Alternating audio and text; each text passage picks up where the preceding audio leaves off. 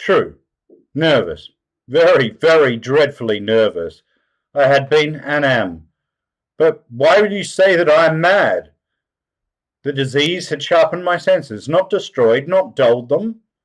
Above all was the sense of hearing acute. I heard all things in the heaven and in the earth. I heard many things in hell. How then am I mad? Hearken, and observe how healthily, how calmly I can tell you the whole story. It's impossible to tell how first the idea entered my brain, but once conceived, it haunted me day and night. Object there was none. Passion there was none. I loved the old man. He had never wronged me. He had never given me insult. For his gold I had no desire.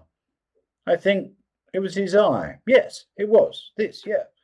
One of his eyes resembled that of a vulture, a pale blue eye with a film over it.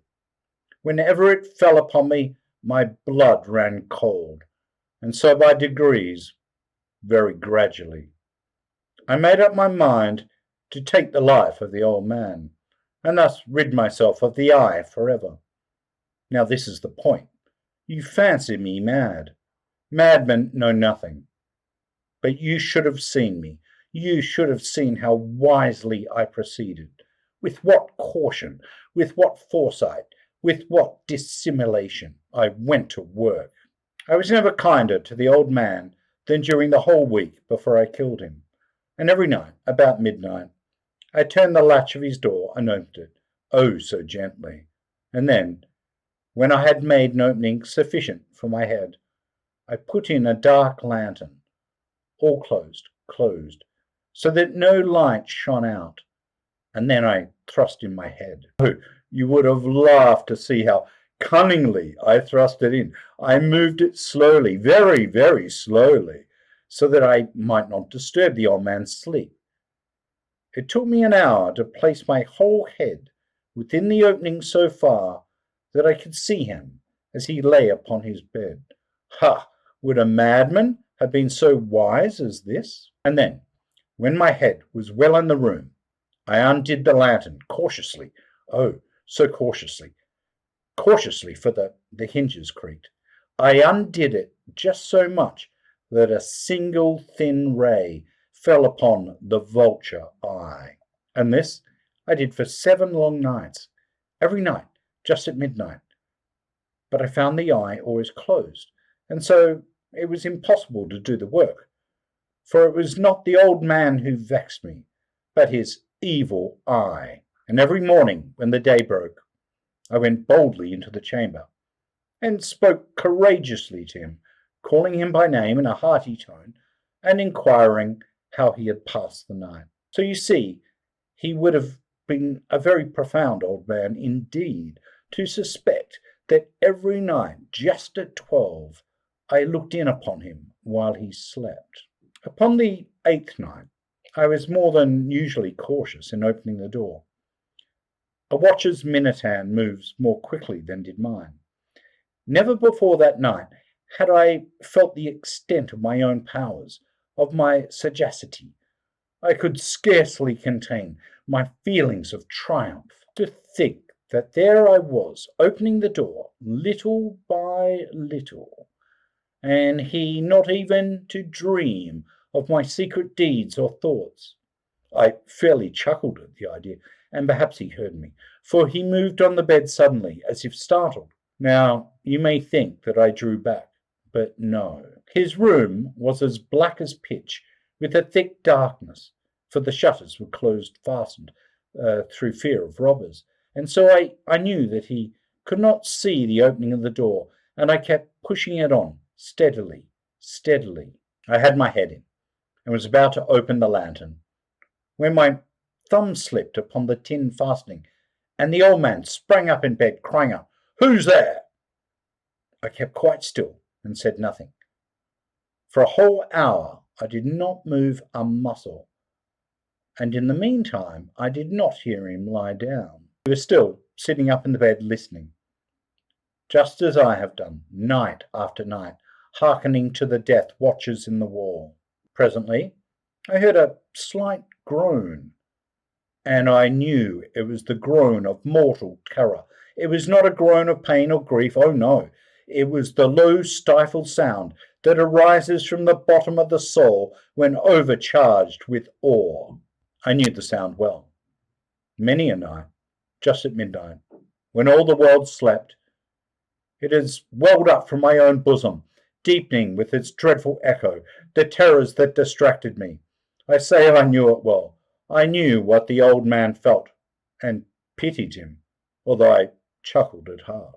I knew that he had been lying awake ever since the first slight noise, when he had turned in the bed. His fears had been ever since growing upon him. He had been trying to fancy them causeless, but could not. He had been saying to himself, "It is nothing but the wind in the chimney. It is only a mouse crossing the floor, or it is merely a cricket which has made a single chirp." Yet he had been trying to comfort himself with these suppositions, but he had found all in vain, because death, in approaching him, had stalked with his black shadow before him and enveloped the victim. And it was the mournful influence of the unperceived shadow that caused him to feel, although he never saw nor heard, to feel the presence of my head within the room. And I had waited a long time, very patiently, without hearing him lie down. I resolved to open a little, a very, very little crevice in the lantern. So I opened it. You cannot imagine how stealthily, until, at length, a single dim ray, like the thread of the spider, shot from out the crevice, and full upon the vulture eye. It was open, wide open, and I grew furious as I gazed upon it. I saw it with perfect distinctness, all a dull blue, with a hideous veil over it that chilled the very marrow in my bones. But I could see nothing else of the old man's face or person, for I had directed the ray, as if by instinct, precisely upon the damned spot. And now, have I not told you that what you mistake for madness is but over-acuteness of the senses? Now, I say there came to my ears a low, dull, quick sound, such as a watch makes when enveloped in cotton. I knew that sound well too. It was the beating of the old man's heart. It increased my fury, as the beating of a drum stimulates the soldier into courage. But even yet I refrained and kept still. I scarcely breathed. I held the lantern motionless. I tried how steadily I could maintain the ray upon the eye.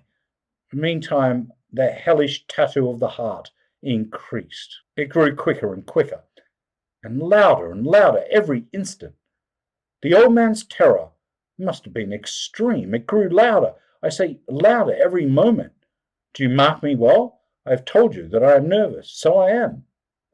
And now, at the dead hour of night, amid the dreadful silence of that old house, so strange a noise as this excited me to uncontrollable terror.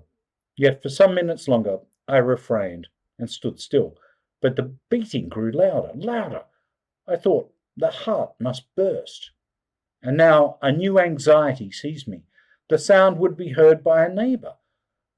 The old man's hour had come. With a loud yell I threw open the lantern and leaped into the room. He shrieked once only. In an instant I dragged him to the floor, pulled the heavy bed over him.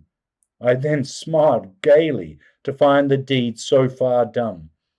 But for many minutes the heart beat on with a muffled sound. This, however, did not vex me. It would not be heard through the wall. At length it ceased. The old man was dead. I removed the bed and examined the corpse. Yes, he was stone dead. I placed my hand upon the heart and held it there many minutes. There was no pulsation. He was stone dead. His eye would trouble me no more. If still you think me mad, you will think so no longer when I describe the wise precautions I took for the concealment of the body. The night waned, and I worked hastily, but in silence. First of all, I dismembered the corpse. I cut off the head, and the arms, and the legs. I then took up 3 planks from the flooring of the chamber, and deposited all between the scantlings. I then replaced the boards so cleverly, so cunningly, that no human eye, not even his, could have detected anything wrong. There was nothing to wash out, no stain of any kind, no blood spot whatever. I had been too wary for that. A tub had caught all. When I had made an end of these labours, it was 4 o'clock, still dark as midnight. As the bell sounded the hour, there came a knocking at the street door. I went down to open it with a light heart, for what had I now to fear? There entered 3 men, who introduced themselves with perfect suavity as officers of the police. A shriek had been heard by a neighbour during the night. Suspicion of foul play had been aroused. Information had been lodged at the police office, and they, the officers, had been deputed to search the premises. I smiled, for what had I to fear? I bade the gentleman welcome. The shriek, I said, was my own in a dream. The old man I mentioned was absent in the country. I took my visitors all over the house. I bade them search well. I led them at length to his chamber. I showed them his treasures, secure, undisturbed. In the enthusiasm of my confidence, I brought chairs into the room, and desired them here to rest from their fatigues, while I myself, in the wild audacity of my perfect triumph, placed my own seat upon the very spot beneath which reposed the corpse of the victim. The officers were satisfied. My manner had convinced them. I was singularly at ease. They sat, and while I answered cheerily, they chatted familiar things, but ere long I felt myself getting pale and wished them gone. My head ached, and I fancied a ringing in my ears, but still they sat and still chatted. The ringing became more distinct. It continued and became more distinct. I talked more freely to get rid of the feeling, but it continued and gained definiteness, until at length I found that the noise was not within my ears. No doubt I now grew very pale, but I talked more fluently and with a heightened voice. Yet the sound increased, and what could I do? It was a low, dull, quick sound, much such a sound as a watch makes when enveloped in cotton. I gasped for breath, and yet the officers heard it not. I talked more quickly, more vehemently, but the noise steadily increased. Why would they not be gone? I paced the floor to and fro with heavy strides, as if excited to fury by the observation of the men, but the noise steadily increased. Oh God, what could I do? I foamed, I raved, I swore. I swung the chair upon which I had been sitting and grated it upon the boards, but the noise arose all over and continually it grew louder, louder, louder, and still the men chatted pleasantly and smiled. Was it possible they heard not? Almighty God, no, they heard. They suspected, they knew. They were making a mockery of my horror. This I thought, and this I think. But anything was better than this agony. Anything was more tolerable than this derision. I could bear those hypocritical smiles no longer. I felt that I must scream or die. And now again, hark! Louder, louder, louder! Villains! I shrieked. Dissemble no more. I admit the deed. Tear up the planks. Here, it is the beating of his hideous heart. The end.